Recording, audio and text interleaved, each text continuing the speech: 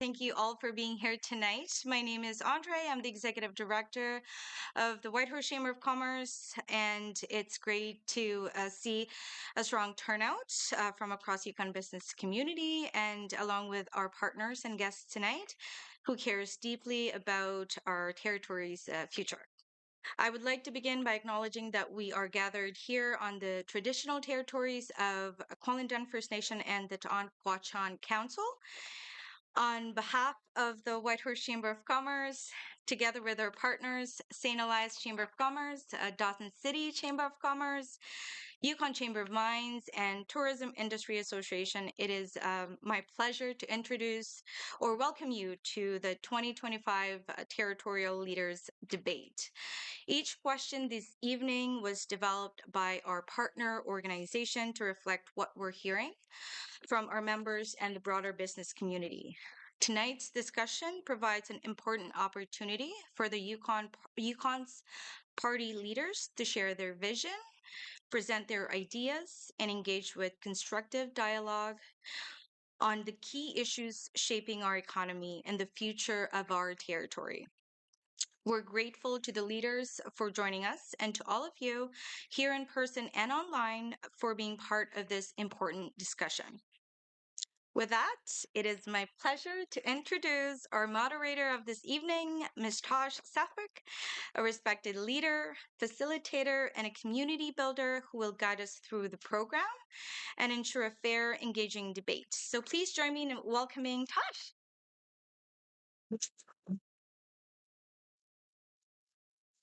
Thanks, Andrea. Really excited to be here tonight. My name is Tosh Southwick. I'm a citizen of Klawani First Nation. I belong to the Wolf Clan. I'm a small business owner. I own 2 small businesses that I operate in the Yukon. Also a mother of 3, an auntie of many. I have never actually done a leadership debate moderation before, but I have called bingo for 3 seasons. And that is intense. So I feel like it's the same skill set a little bit, right? I really want to thank you for joining. I know we're competing with the baseball game. I think it's still 1-1. Yep. So we'll keep you updated on that. Folks online, really appreciate that you're competing with the baseball game and Winefest. I just found out. I'm clearly out of the loop on what's going on tonight. I'm glad that this room is full. I'm glad to be here at the Hyatt, 3rd nicest bathrooms in Whitehorse, if you ask my humble opinion. And I am really excited to see such a turnout here and online. I want to welcome our participants, our leaders for tonight. First, I'm going to welcome NDP leader Kate White. She's walking in.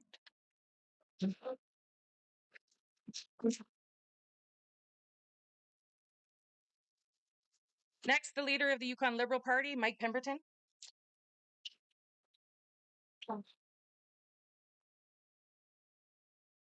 And then finally, Curry Dixon, leader of the Yukon Party.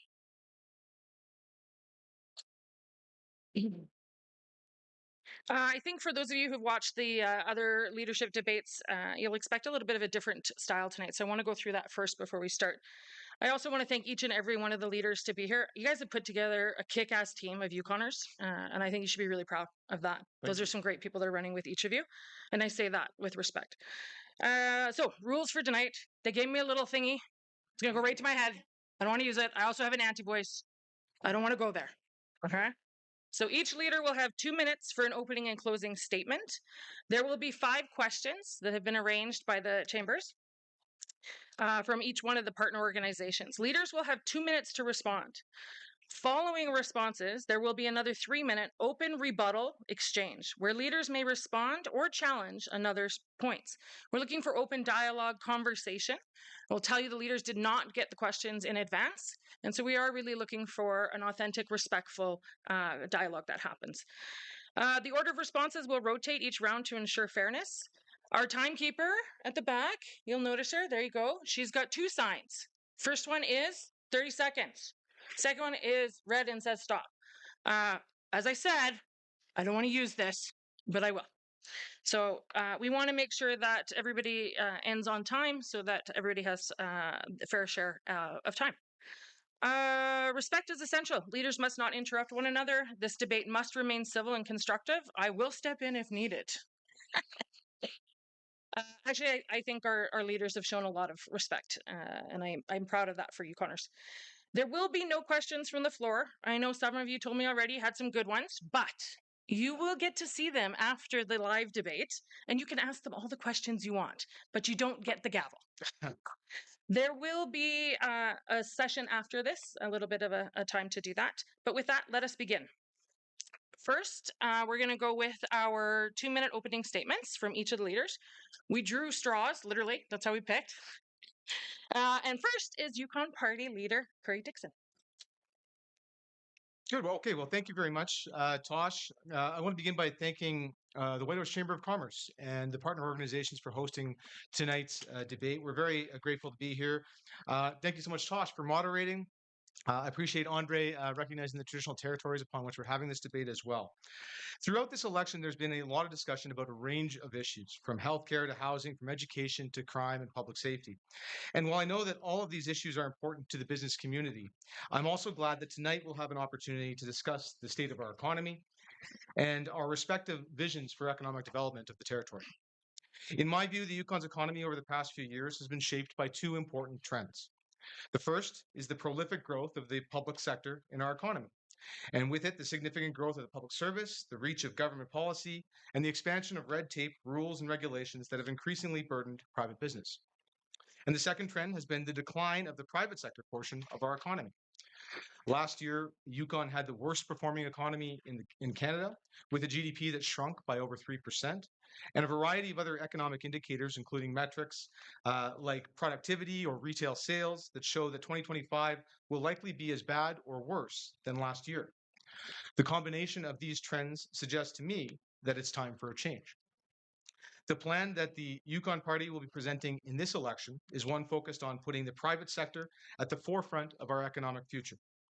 We want to see a thriving, prosperous private sector leading to a growing economy, and we want to see a government setting the conditions for that success, making strategic investments to facilitate growth, and getting out of the way of business. I look forward to expanding on that vision and engaging in a respectful dialogue tonight with my colleagues, Mike and Kate. Thank you very much. Thank you, Curry.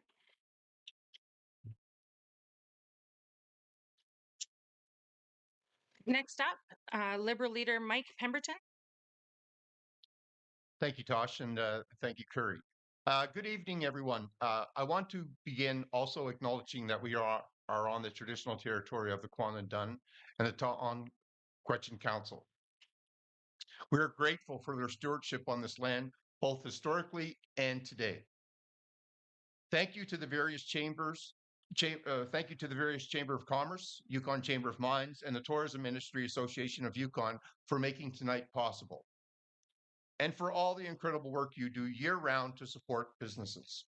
And thank you to everyone in the room and those watching online for being here. Your engagement is what keeps our communities vibrant and connected. Businesses are truly the heartbeat of our communities. I think back to when I was running my own business here in Whitehorse. One morning, a longtime customer came in just to say hello and drop off coffee for the team. They told me that the team's friendly service is what kept them coming back, even when larger stores were opening. That moment reminded me that businesses aren't just about dollars and cents. They're about relationships, trust, and community. They're really what make our neighborhoods thrive. Today, I want to talk about the priorities that the Yukon Liberals see for supporting businesses and why we believe a strong, resilient businesses are essential for all of us, from workforce development to reducing red tape, ensuring safety, and creating a fair procurement opportunities. These priorities reflect our commitment to helping Yukon businesses grow, succeed, and continue to be the heart of our communities. Thank you. Thanks, Mike. Next, we have the leader of the NDP, Kate. Thank you very much. I'm Kate White, leader of the Yukon NDP, and thank you, Tosh and Andre, for both acknowledging the traditional territories where tonight's meeting is taking place and for the introduction. I also want to take a minute to thank the Chamber of Commerce for tonight's event, as well as the work you've done to advocate for your hundreds of members in the Yukon business community. So, what I've heard from you and your members about your priorities for this election is exactly what I've been hearing on doorsteps across the territory. Everywhere I go, I hear from small business owners or healthcare workers or teachers who have the solutions to make sure everyone can build a good life in our territory. They just want a government that will listen instead of fighting them. Rising costs, too little housing, worsening healthcare and safety concerns, both in Whitehorse and in our communities. People are feeling disrespected by past governments, and I can understand why. Weeks ago in this very room, I heard your concerns about EPR. And today, our team announced that we'll cover the cost of EPR for a year and bring in a navigator to help businesses manage this transition. I want you to know that you can count on me to act on your concerns and not to fight you.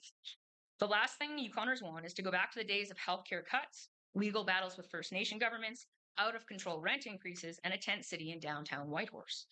Yukoners know that we can do so much better than that with a government that understands what people are going through and that will listen and act. Yukoners want a government that will make better choices. So that's what I hope to talk to you about tonight, better choices. Our team, the Yukon NDP, is ready to make those better choices with plans shaped by experts like you in this room. We have a plan to invest in healthcare and support healthcare workers to stay in the Yukon instead of picking fights with them. We have a plan to make sure that training and good jobs are available in our communities because we know that when we hire local, money stays where it should in the pockets of Yukoners. So you can count on me and you can count on my team to do better. So I thank you tonight for being here and I look forward to the conversation.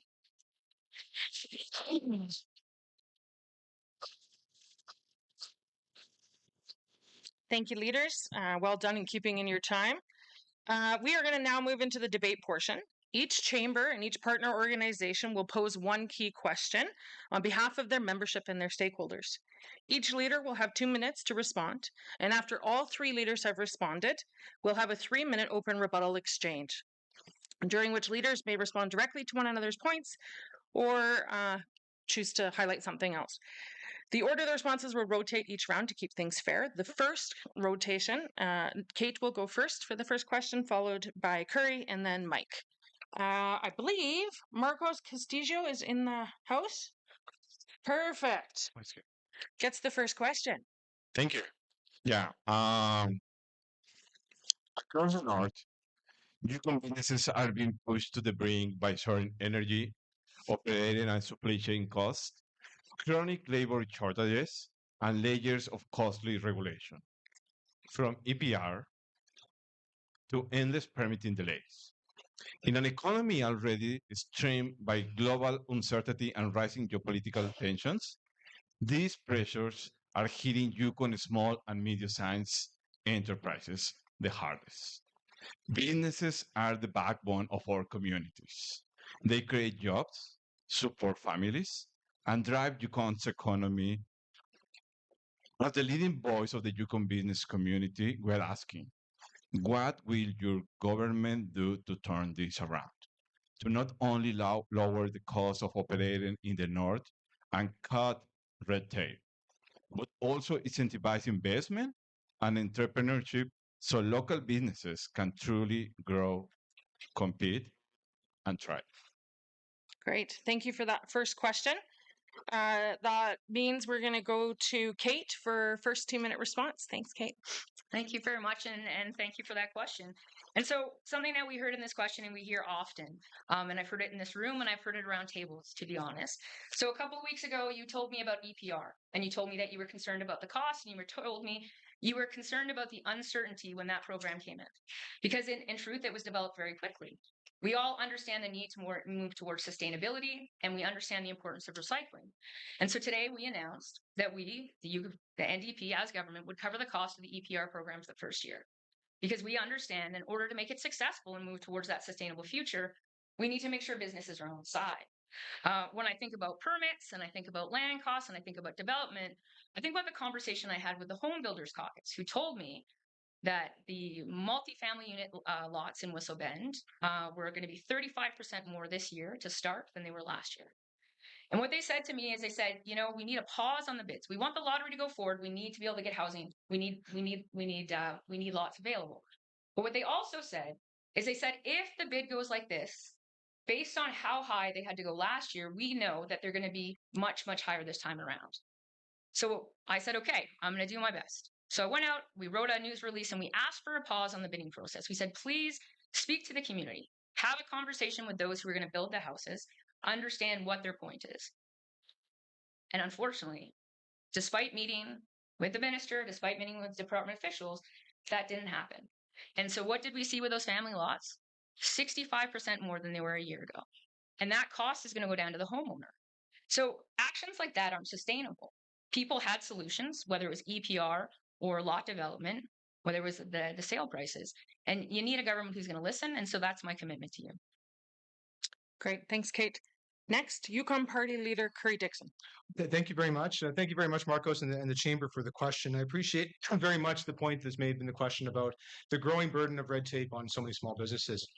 So it's our view that the job of government is to create the conditions within which businesses can grow and thrive, and then to get out of the way.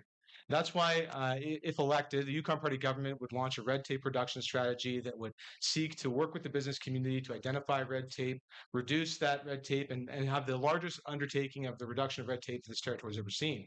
But that's not good enough. Once we do that, we need to ensure that they don't cut the regulations and the red tape doesn't accumulate after that. So we'll implement a 1-for-1 rule that's been advocated for a number of business organizations around the country that would require the Yukon governments to remove an outdated or redundant regulation with every new regulation that they bring in on the business community. So those types of measures will not only get rid of red tape, but prevent it from piling up and accumulating again. Beyond that, we need to develop pro-business, pro-growth policies for the territory to allow the business community to thrive.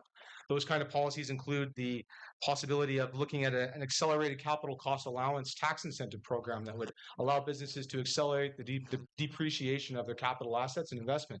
That's something that's going to encourage investment, create job creation, and encourage economic activity throughout the territory.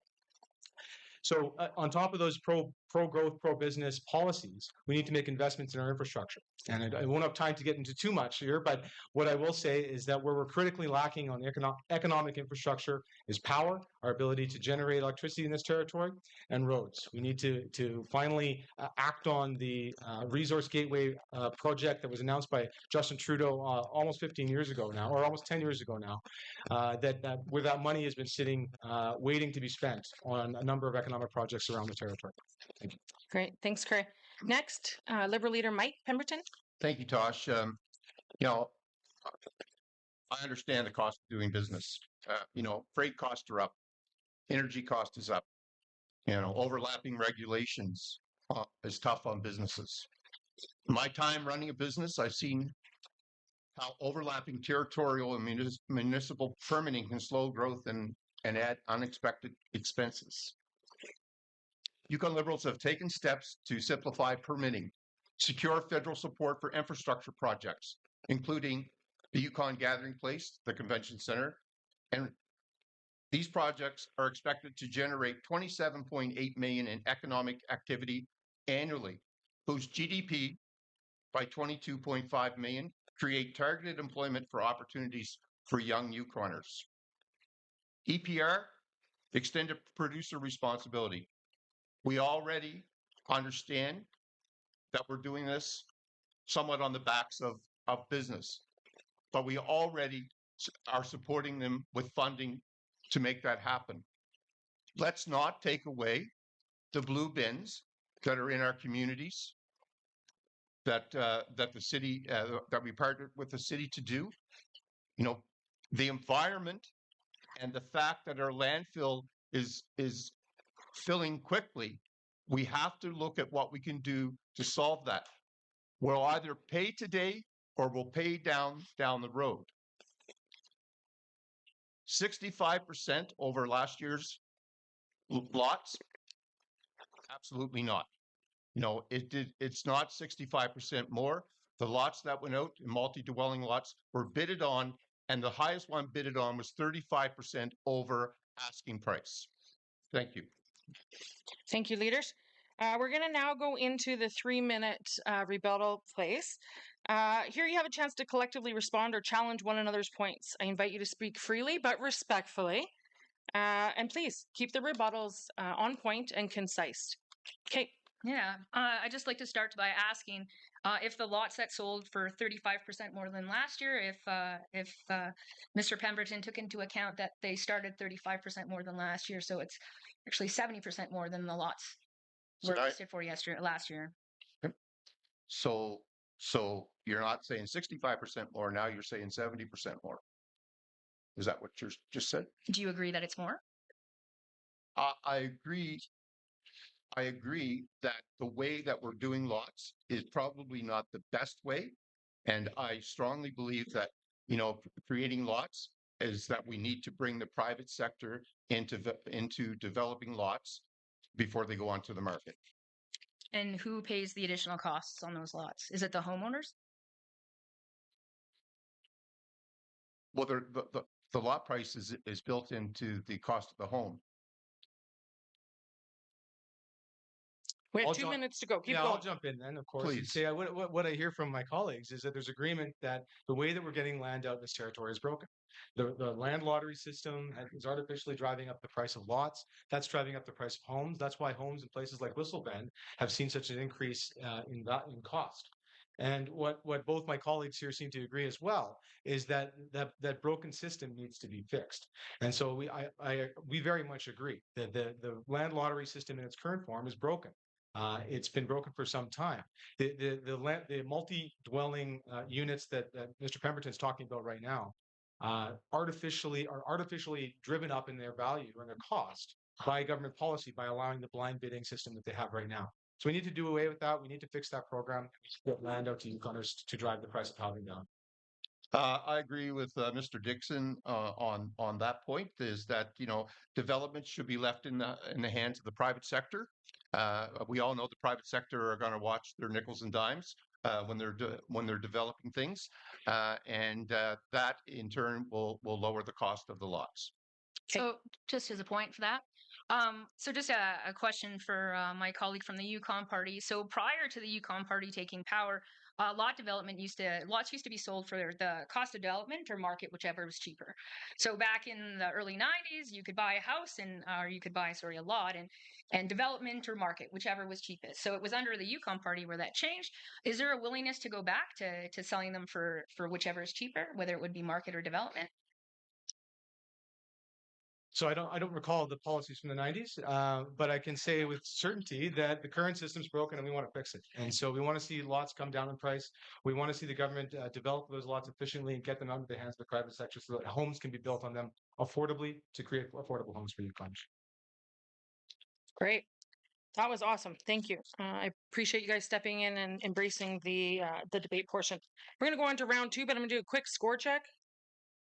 2-1 for us. Yeah. Okay, round 2. This question is going to be asked by the Dawson City Chamber of Commerce, who's in the house. Perfect. Hello. As the Dawson City Chamber of Commerce, representing a diverse membership across tourism, mining, trades, retail, hospitality, arts, and community services, we hear daily about rules and regulations that don't fit Northern realities. Considering this diversity, we have a two-part question. Rural Yukon businesses face higher costs and slower growth, while often being bogged down by outdated Southern-based regulations, from permitting and building codes to licensing. How will your government engage with the business community to find solutions and modernize these systems to support economic growth in our communities? Similarly, our nonprofit sector, which supports the business community in a variety of ways, faces comparable red tape and significant paperwork while operating with very limited capacity. How will your government work with this sector to support this community development goals, all of their community development goals? Great. Thank you. Thank you. Leave it to Dawson to squish 2 questions into one. I'm going to let that slide. First up is going to be our Liberal leader, Mike, followed by NDP Kate, and then Yukon Party Curry. Mike? Thank you, Tosh, and thank you for the question. This government, the Liberal government, we reduced small business tax to 0, and we maintained it at 0. We reduced the corporate tax from 15% to 12%. We have one of the strongest GDPs in the country, contrary to what I'm hearing up here. Our numbers show strong growth, but we need to continue reducing red tape and keep costs predictable so businesses can focus on growth and not paperwork. To support our economy and our transportation networks, we have invested heavily into infrastructure. Through partnerships with our federal government, we invested over $260 million in airport improvements, including runway reconstruction, maintenance facility replacement, taxiway upgrades, and improved runway and lighting, supporting local aviation and tourism. We also completed and paved the Dawson Airport. We completed the Dempster Fiber project, providing critical backup for telecommunications, knowing that every time the line was cut in the south, businesses suffered.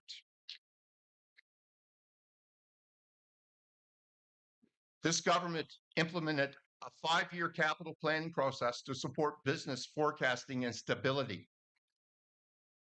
These investments into critical infrastructure will continue under a newly elected Liberal government. We'll create builders' lottery to ensure local home building. Sorry, thanks, Mike. Thank you. Great timekeeping at the back, by the way. We're going to move to NDP leader Kate. Thank you so much, and I thank you for that question. It's not just Dawson City; it's every community across the territory. Whether we're talking about Whitehorse or Watson Lake or Haines Junction, no matter where we are in the territory, these are similar concerns that we hear.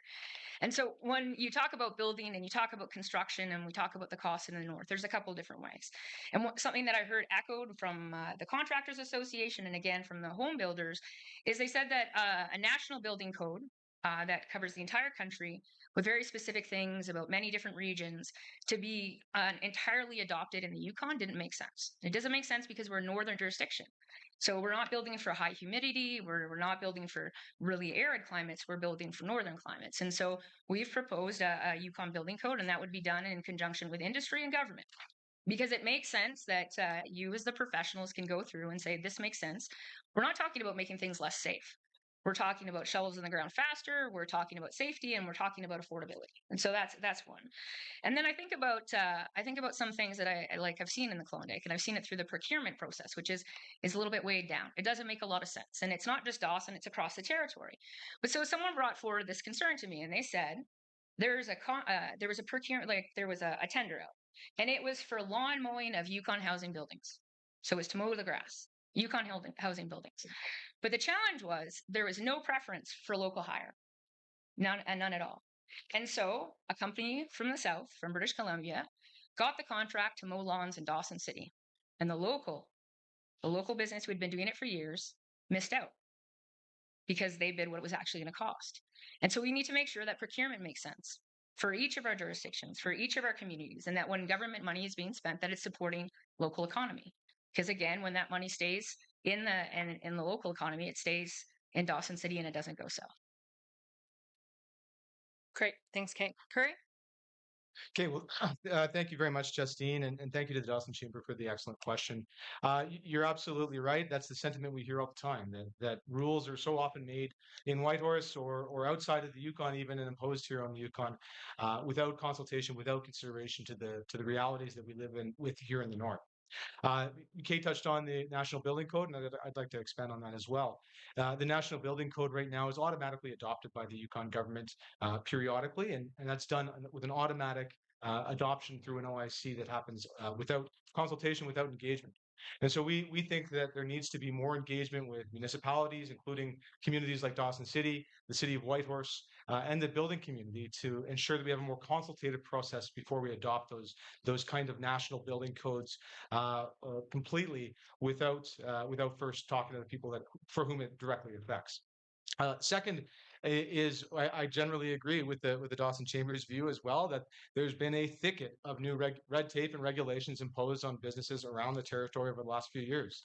That thicket needs to be pruned back, and that's why we're so keen to see a red tape reduction strategy that cuts back some of that red tape and imposes strict rules for government development of new regulations to ensure that we don't accumulate and build up more and more of these regulations as we've seen over the last number of years.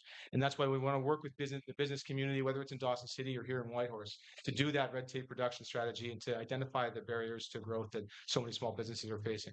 The last piece, your question was the second one.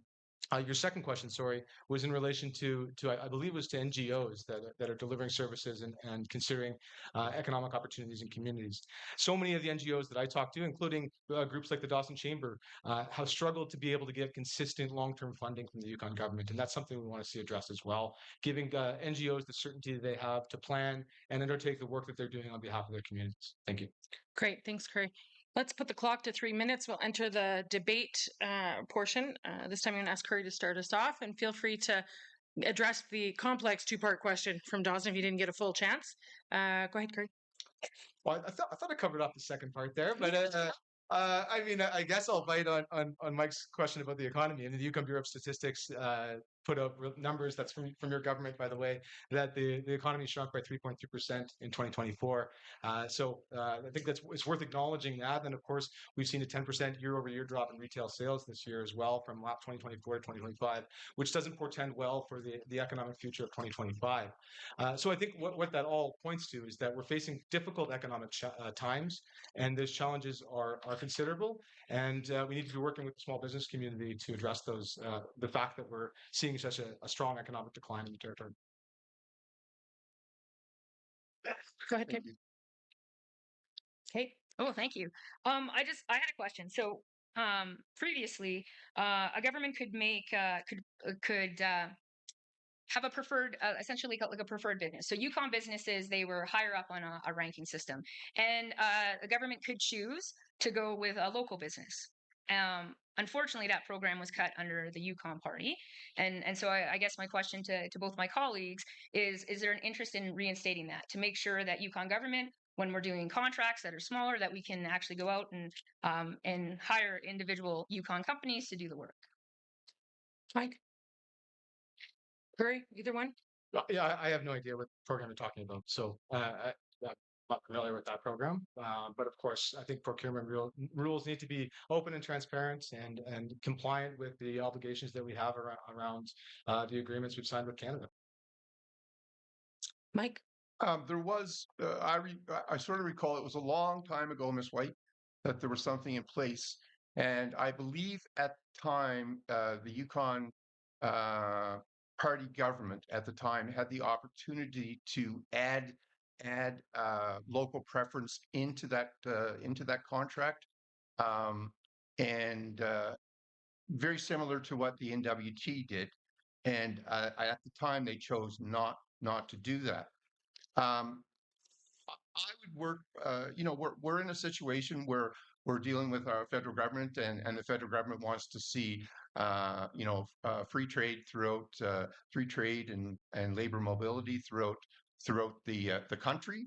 But in saying that, I would say that yes, this newly elected Liberal government would work wholeheartedly to make sure that emphasis is put on our local businesses. Great. Kate? Thank you. There's an opportunity right now for Yukon government to make a decision with 10 contracts, $1 million or less, and to award them to Yukon companies. We didn't see it under the Liberals. We didn't see it under the Yukon Party. You'll see it under the NDP. Great. Thank you. Our next question is going to be asked by St. Elias Chamber of Commerce. Is there Michael Pilo in the house? There he is, in a snazzy shirt and all. Michael? Thank you. Yes, I dressed up just for tonight. Your government will be responsible for stewarding the Yukon through one of the most disruptive economic transitions in modern history, driven by artificial intelligence, global trade shifts, rapid building cost inflation, labor market disruption, and an ongoing housing crisis. Your ability to effectively understand the needs and perspectives of Yukon's business community will be essential in navigating these challenges. Only 2 of Yukon's rural communities have chambers of commerce. In the lead up to this election, none of the parties have reached out to the St. Elias Chamber of Commerce as they develop their platforms, and it's our understanding that Dawson experienced the same. Going forward, what will you do to ensure that you are hearing and understanding the needs of businesses in Yukon's communities. Thank you, Michael. First, we'll have NDP leader Kate White, followed by Yukon Party leader Curry Dixon, and rounded off by Liberal leader Mike Pemberton. Kate? Thank you very much. Thank you, Michael, for there you are. And thank you for pointing out that oversight. That's really important. And Justine, see you from the Klondike Chamber as well. So thank you for that. The one thing that I hear, no matter where I go, and I am speaking to businesses in both of your communities and all the other communities as well, and I will make sure I loop back to your chambers. The reality is in this room there are experts, and you're experts in each of your fields. And I'm never going to pretend to be that expert. I'm not going to be a tourism expert. I'm not going to be a small business owner. But what I will tell you is that within this room, you have the solutions. And so when we talk about building up local economies and we talk about building up communities, it's about making sure that there's opportunity. So one of the things we've talked about a Yukon Communities Hire Plan. We believe that your community should have the ability to have people there access Yukon government jobs. And we think you should be able to be based in Haines Junction or in Dawson City or in Beaver Creek or in Watson Lake, even if initially the hiring position was in Whitehorse. You should be hired in your home community so you can still participate. We believe there should be training opportunities. We think there's so much opportunity. I have six tradespeople on our slate. And I will tell you that trades has never really been focused on. One of my favorite questions to the Yukon Party was how many tradespeople currently work for Yukon government? And it never got over 4. The Liberals, we got over 5 at one point in time. And that meant that all those training things that were happening, all the apprenticeships that were happening, it was on the backs of like individual businesses, although Yukon government was the biggest employer. And so there's an opportunity to work with industry, with unions, and with First Nation governments to bring training opportunities to Yukon communities, and I'm excited to do it. Thank you, Kate. Curry? Yeah, so, well, thank you very much, Michael, for the question. I appreciate the preamble and sort of setting the stage for the challenges that face us all as Yukoners as we approach the next election. You're absolutely right. There are some strong challenges ahead for all of us. But your question hits on the nub of it, and how are we going to address those by engaging with each other and hearing from each other and learning from each other about how to do that. And ultimately, that just comes down to the simple fact of engagement. I mean, I think we need to have more regular engagement. We need to have the voice of the business community outside of Whitehorse strong and robust and communicating with the Yukon government. Whether there's a Chamber of Commerce in your community or not, the business community needs to be able to have a voice with the Yukon government. So much of what Yukon government does is not informed by discussion with the business community, and that needs to change. Thank you. Great. Thank you, Curry. Mike? Thank you, Tosh. And Michael, thank you for the question. And I also would like to apologize that we haven't reached out to the chamber directly. I'm sorry that the overarching Yukon chamber has now folded and that got missed. And I apologize for that. Changes that are happening, changes are opportunities for us, right? AI, which is probably going to be one of the biggest changes the world is in now. It's an opportunity for Yukoners to get involved in that change. The communities in the Yukon are equally as important to the Liberal Party as the capital is. I made it an effort to visit most, if not all the communities throughout the Yukon during my short stint in this role, and I hear what you're saying loud and clear. Oftentimes the communities feel like they're forgotten about. We can't go that way any longer. We have to realize that that the communities are part of this territory, and that we need to strengthen our communication with the chambers. We need with the communities and the chambers within, and we have to make sure that they have the right funding to support what they want to do. I strongly hope that the chambers will be able to come together and form an alliance together, and work together so we can move forward with some of those great ideas that we're hearing out there in the communities. It's important that we understand that there's people in these communities that want to start their own businesses. I recently was in Faro. I stayed at a very nice Airbnb, and it was such time. Sorry, got a little. Thank you. You didn't have to use the gavel. Didn't have to use the gavel. I was watching the clock. It got intense. We're gonna end that portion and go into the debate. 3 minutes on the clock. Anybody can start. I don't have anything to add. You go ahead, Kate. Sure. Yeah. Just on governments listening to rural communities. It's not just chambers; it's also making sure that like your municipal governments are listened to as well. An example that I want to use, I want to talk the Better Buildings program. And the Better Buildings program is a program where people can access up to 25% of their home's value based on their property tax to be able to do energy retrofits. I will tell you from my own personal experience, 25% is not going to be enough. I live in a 1950s duplex. Like, it's not high. But the challenge is that the Liberal government at that point in time made a decision, and they were going to unilaterally put the program on municipalities. The city of Whitehorse was going to get $500 to manage a program for 15 years. $500. Outside of Whitehorse, it was going to be $250 to manage a program for 15 years. I said that wasn't acceptable. I called every mayor. I had a conversation with every mayor across the territory, and I said, "How do you feel about this?" It wasn't good. That's the Coles note. It wasn't good. And so then I asked for there to be a pause. I forced a conversation between the Yukon government and the municipalities, and then he came up with it. Whitehorse gets $500 a year for 15 years to be able to run the program, as does Watson Lake and Dawson City. And outside of the other municipalities, it's $250. Kate, let's give others Sure. a chance for response, please. Yeah. Response?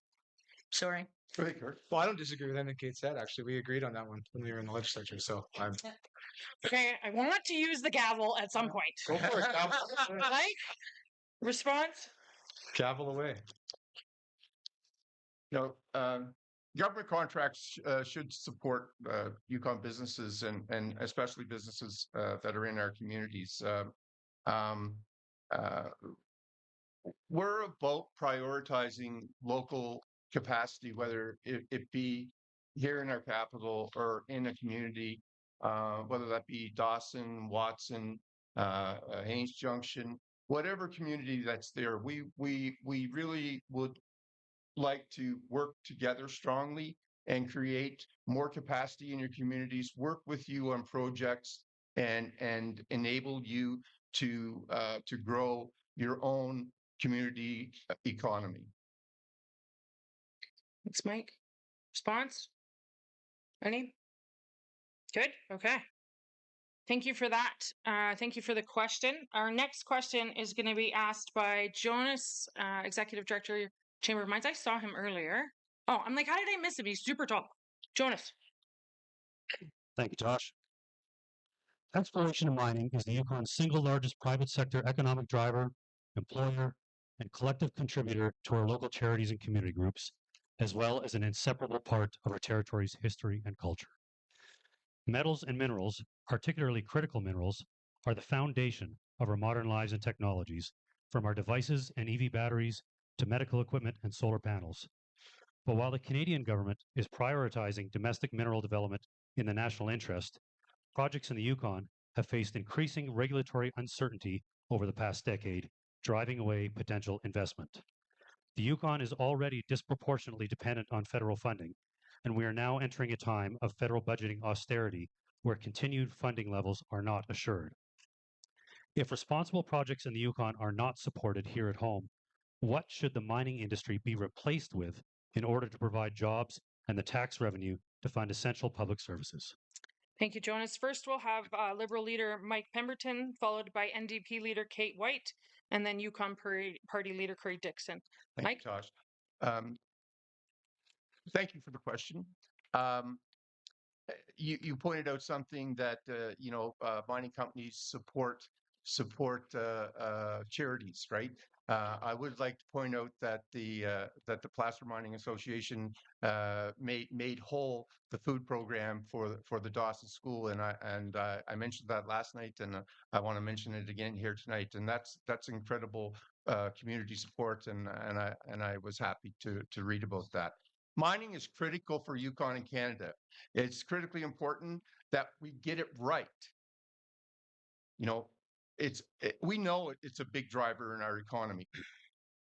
We also worth noting that if we're serious about addressing climate change, we need critical minerals to make energy transition. We need new mining legislation and land use planning. The meaning, the major mining companies that we're talking to want to see a pathway to renewable energy.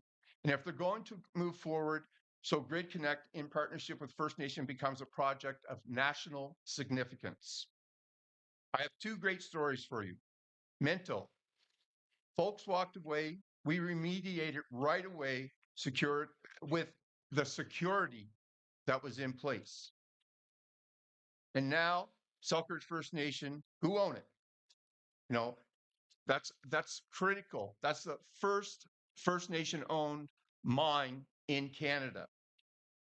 In Van Gorda, a portion of Farrell that needs cleaned up, but there is a company formed with Ross River Dene to remine this brownfield site and then remediate. So we know, in the short answer, we know how important mining is, to the territory. Time. Thanks, Mike. Kate? I agree. We need critical minerals in the territory, but I would be remiss if I didn't mention the $220 million of Yukon's budget that went last year towards the Eagle Mine project. It's devastating. It's devastating. And it goes to show that mining can't be done the way it's always been done. It's been catastrophic in the territory. We can look at Wolverine, a mine site that I worked at. I knew as the camp cook that mine had problems. And I was told once, it went into receivership, when it went bankrupt, I was told it was going to sell.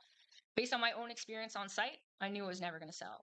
I appreciate that Mike uses Minto as a success, but that was a company that walked off site in the middle of a Friday, and by Friday night, it had not a single other board member. That is not a success. That is devastating. And then we go to the Eagle Mine. Again, $220 million that should have been paying for tourism opportunities or housing in rural Yukon or healthcare or any of those things, last year got diverted towards that mine site. And that is devastating. And we can't keep doing it, which is why I'm so committed to new minerals legislation. But on top of that, it was sitting with your board where they said that if I was going to call a public inquiry, it should include all three mines. It should include all three, because the only continuity in that was Yukon government. And it's how come yesterday, I think it was yesterday, I called out the fact that corporations can make political donations in the territory. $333,000 since 2011 have gone both to the Yukon Party and the Liberals. And these are examples that are important because these are mine sites that have closed. And these have consequences. We know $33,000 that we can track went to the Yukon Party. And so when we talk about a public inquiry, it's so we understand each of those roles. We understand the players. And that's why I think we have to have corporate money out of political financing. Thank you, Kate. Curry? Yeah, thank you very much, Jonas, for the question, and thank you to the Chamber of Mines for presenting it as well. I'll start by addressing the question itself, and what the question was what do we replace the mining industry with? And the simple answer is I'm not sure that we can. I think we need a mining industry in this territory. I think that the responsible development of our natural resources offers the most realistic opportunity for us to have a thriving private sector. And we want to see, in the Yukon Party at least, we want to see a thriving, growing, prosperous private sector in the Yukon driving forward our economy. We know that we need a strong mining industry to do that. And so to answer the question put forward by the Chamber, I don't think there is something that can replace the mining industry in terms of its job creation, economic development opportunities, and wealth creation for this territory. We need a mining industry in the Yukon, but we need it operating in a better way. There have been some bad stories that have come from mining, but there have been some positive ones as well. The economy of this territory has been driven by the mining industry for a lot longer than I've been here. And I'd have to say that we need that industry to be successful. And so we need that industry to continue to grow and thrive and create economic opportunities. And the way we do that is and I'll agree with some of my colleagues on this, is that we need to complete new mining legislation. We need to work with First Nations governments to achieve that. We need to improve our inspections, permitting, and oversight of the mining industry. We need the mining industry to recognize that we face challenges and work with us to improve the way things are done. But we need that industry to be successful. And if we want to have a strong, growing private sector in this territory, we need the mining industry. Thank you. Thank you, Curry. We're going to open up the 3-minute debate shortly, but I'm going to go to score check. 2-2. Bottom of the 8th. I have no idea what that means, but some of you do. So that's great. We're going to go into our 3-minute rebuttal. I'm going to ask Liberal Leader Mike Pemberton to start us off and encourage others to jump in there. Yeah, just a couple comments. Curry, I agree exactly with what you're saying. I'd like to add to that and say that, what I would like to see in mining here is labor that are working in mines, that are living in the territory and paying taxes here. I think that's a big piece of this too. I mean, that tax revenue to the Yukon would mean a lot. I want to address Ms. White's comments. First of all, on the Eagle Mine disaster, she's talking about $220 million. Of the $220 million, 104 of it is from security. The rest was a loan from the Yukon government. Out of that loan, loan difference, they've spent $70 million, and there's $45 million left for the rest of the remediation. Let's let somebody else jump in there. Thanks, Mike. I'm sure that that makes Yukoners feel real good about that project right now. One of the concerns I heard both when Wolverine shut down and then again with Eagle was problems with the Miners Lien Act. And so I told you today was about choices. And the reason this is important, because when Yukon, the Yukon Party Conservatives were government and Curry was at that cabinet table, I asked about changes to the Miners Lien Act because I sat in a group of people who were getting told they were going to get cents on the dollar. And we saw it again with Eagle Mine. And so my question is to both my colleagues, because I also asked the Liberals and there was no changes, is are they both committed to making changes to the Miners Lien Act so Yukon businesses get paid when a mine shuts down? Well, I'll start. So the answer, of course, is yes. But in line with some of the previous questions we've received, we can't do it unilaterally. We need to work closely with the industry to make those changes, and we can't have the government make changes unilaterally without discussing those changes with the industry, whether that's in Dawson City or here in Whitehorse in the surrounding area. It's important that we bring forward those kinds of changes by communicating with industry and finding solutions that work for them as well. So yes, I'd be happy to consider making changes to the Miners Lien Act or any other piece of legislation that we think would make a healthy, productive mining industry in the Yukon. Jump in. I just want to point out on the Wolverine situation. The biggest issue with the Wolverine situation is that our Yukon party, they didn't collect any security on the mine, and when it went down and went into care and maintenance, we are using taxpayer dollars. And it still needs more remediation, but we had no security to work with. I also want to address Kate's comments on donations to the party. So taking donations from Yukon businesses and support. Sorry. The timer is very clear. When it goes to 0. Where's my gavel? No, I'm good. I'm good. There was my chance. Curry's right. Okay.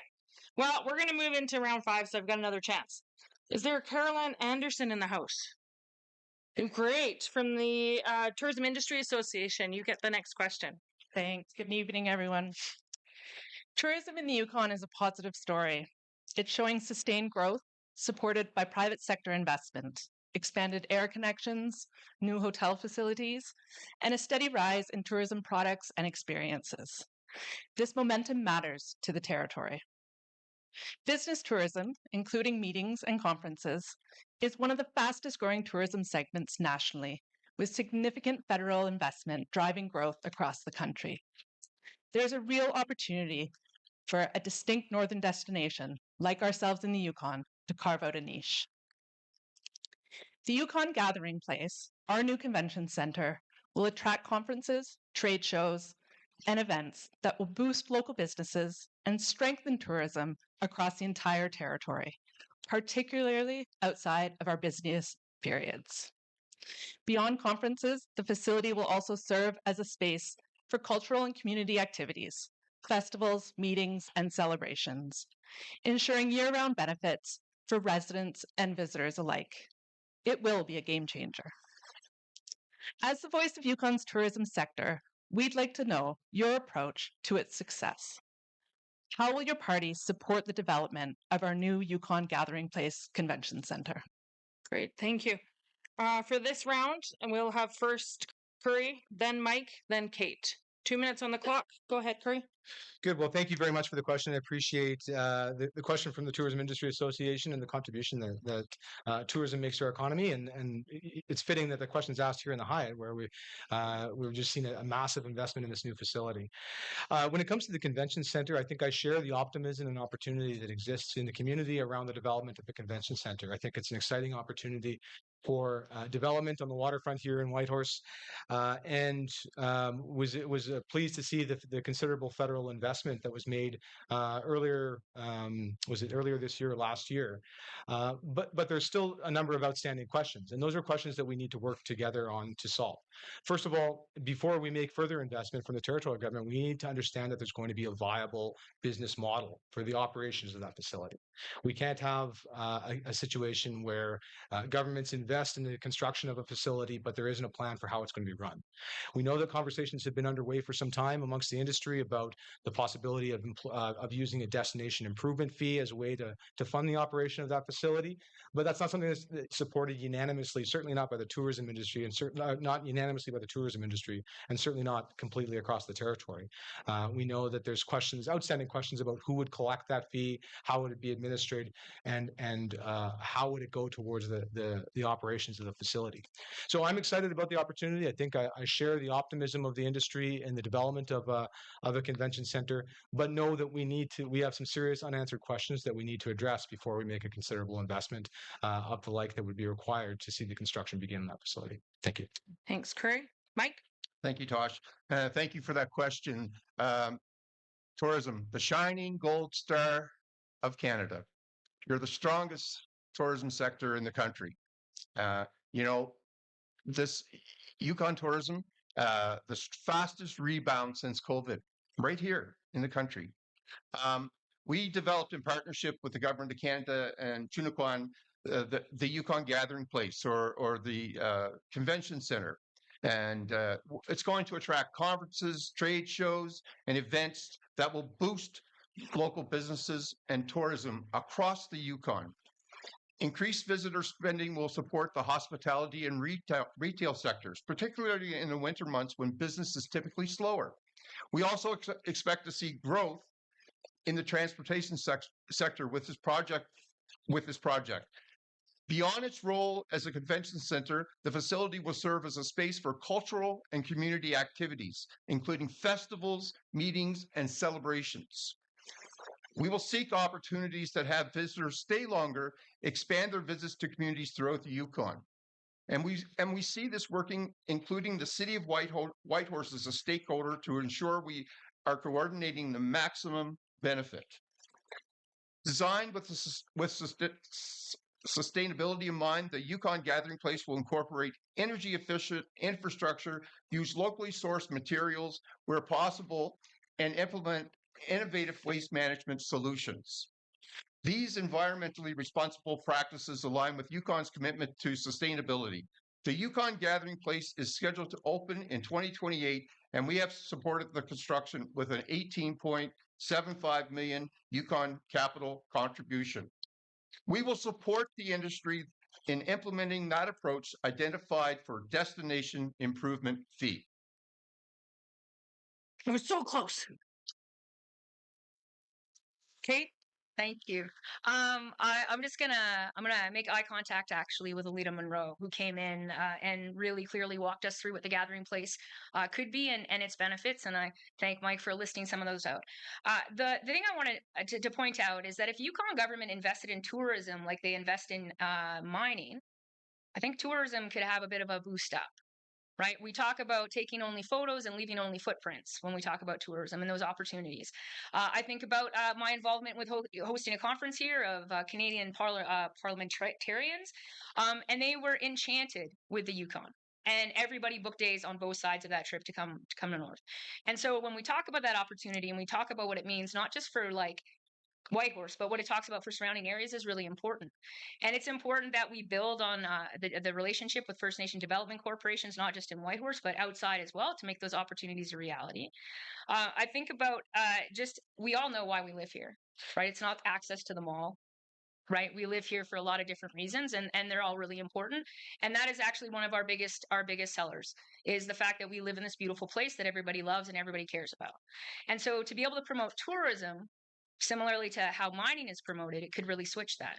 And so our commitment is to work together to build up local business, to build up local economy, whether we're talking about caterers or we're talking about hotel accommodation or we're talking about the ability for transportation between communities. All of these things are really important, and they don't just benefit tourism and tourists, they also benefit local community. So if we talk about transportation between communities and how important that is and how it can tack in. So I see this just as opportunity, understanding, of course, that there's going to be an investment up front and there's going to be some growth required, but this is an opportunity. And I think it's one that we would be foolish to let up. Thank you. 3 minutes on the clock. We're going to have our open debate period. I'm going to invite Curry to start, and then others can jump in. Well, I'm not really sure that I disagree with anything my colleagues have said, so I don't have anything to add at this point. Donna. Okay, thanks. Anybody have a question or? This one was so nice. Okay. This is so positive for the Yukon. And once again, just, everyone that's in the tourism industry that's here in the room tonight, thank you. Thank you. You've done an incredible job. And, and the more and more as I travel throughout the country, I hear more and more, I'm coming. I want to come to the Yukon. So thank you.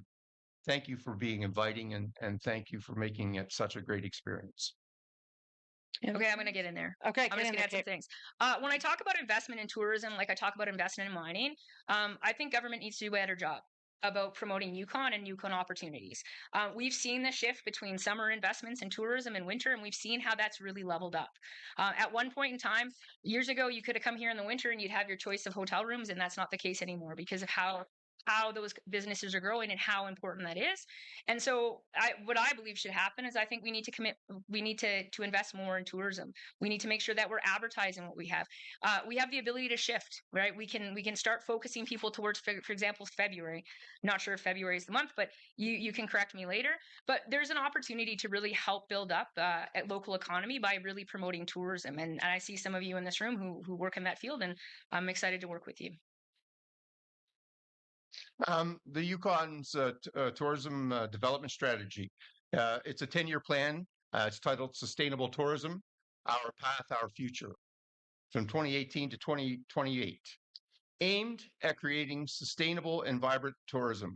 It was built with a broad cross-section of Yukoners and is one of the biggest achievements of our Liberal government. We have invested into tourism. We will continue to invest into tourism. We recognize tourism is our second largest industry, but this year, our first largest industry. So thank you again.